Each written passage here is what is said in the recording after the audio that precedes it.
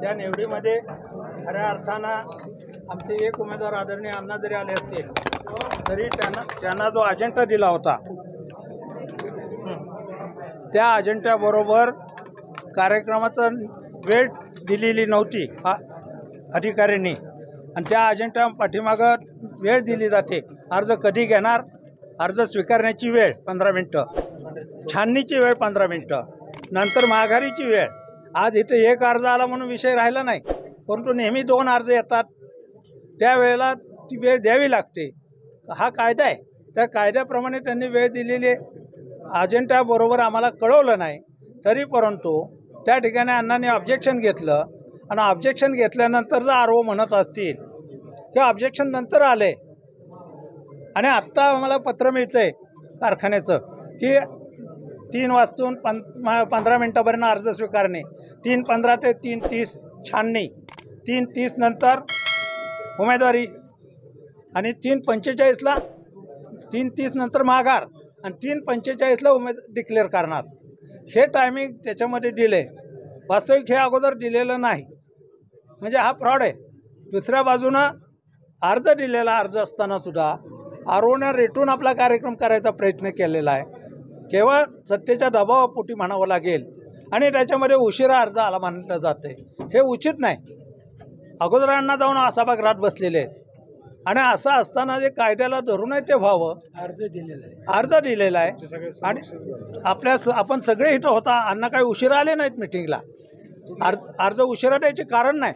आणि दुसरी गोष्ट, त्याच्याबरोबर केंद्र सरकारचे कोड ऑफ कंडक्ट म्हणून आहे मिनिस्टरसाठी, केंद्राच्या आणि राज्याच्या यांच्यासाठी एक कोड ऑफ कंडक्ट आहे.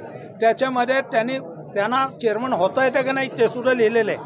जर केंद्र सरकार काही गोष्टी खरेदी देतं ते त्या मिनिस्टरचे संलग्न असतील विषय, तर त्याला त्याच्यामध्ये सहभाग घेता येत नाही.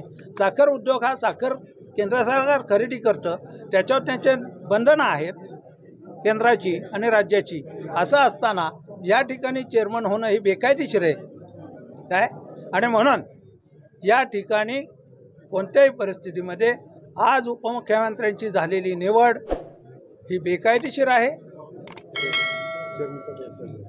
आणि चेअरमन पदावर झाले ते निवडून आले इतपत बरोबर आहे. पण ही माळेगाव कारखाना फेडरल संस्था नाही. 73D कलमाप्रमाणे त्यांना चेअरमन होता येत नाही, आणि 73A 8 आणि 9 या 2 सेक्शनप्रमाणे ही ते माळेगाव कारखान्याचे अवर्ग सभासद नाहीत. त्यांनी कधीही ऊस पुरवठा केलेला नाही, आणि ते ज्या संस्थेतून आलेले आहेत प्रतिनिधी म्हणून, त्या खरेदी विक्री संघानं सुद्धा कधीही माळेगावला ऊस पुरवठा केला नाही.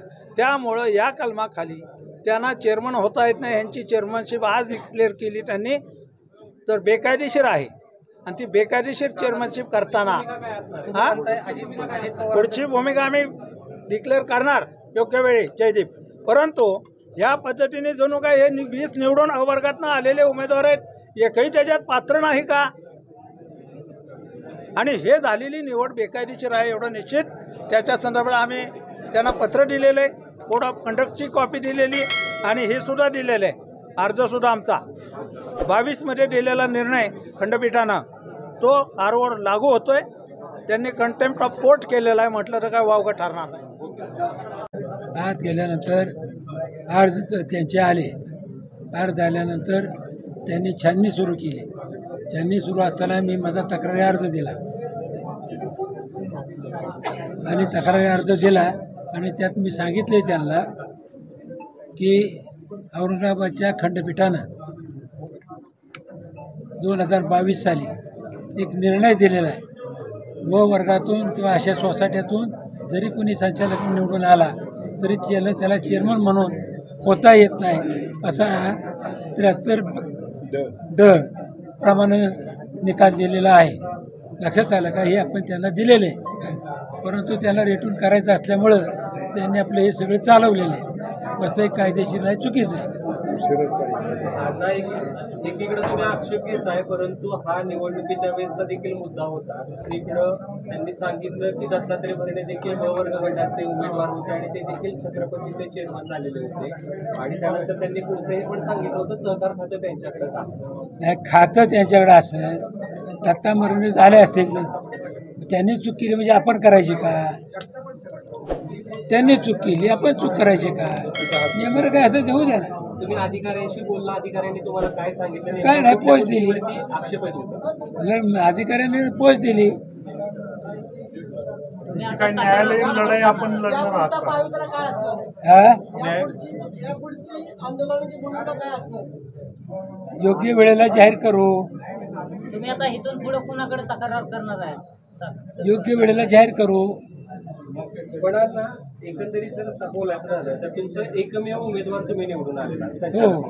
आणि नेमका आक्षेप घेण्याची नेमकी कारणं काय आहेत असं तुम्हाला? कुठलं कारखान्याचं कामकाज कायदा पोटनियम ह्याचमधून चालावं. कोणावरती अन्याय होऊ नये, न्याय मिळावा, संस्था व्यवस्थित चालावी. लक्षात जागा असं आम्हाला वाटतं की ज्याच्याकडून सभासदाला 2 पैसे अधिकचे मिळावे. खंडपीठाचं जजमेंट कधीच आहे? 22 सालचे 2022. ही जी झालेली चेअरमन निवड आहे, बेकायदेशीर आहे असं वाटतं? चेअरमन निवड 100% बेकायदेशीर आहे.